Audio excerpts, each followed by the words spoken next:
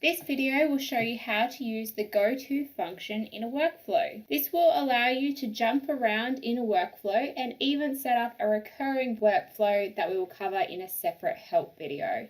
I've set up a demo workflow that sends an SMS followed by a wait timer and an if-else condition based on the contact's reply.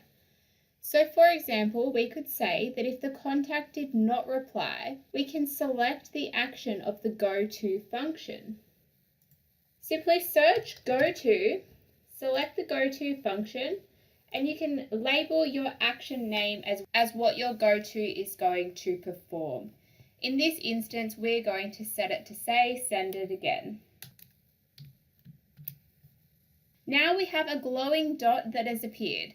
If you have a large workflow, you can scroll around and click on where you want it to go, or you can simply drag and drop. So now this workflow is set that if they don't get a reply, it's going to come back around and send the SMS again.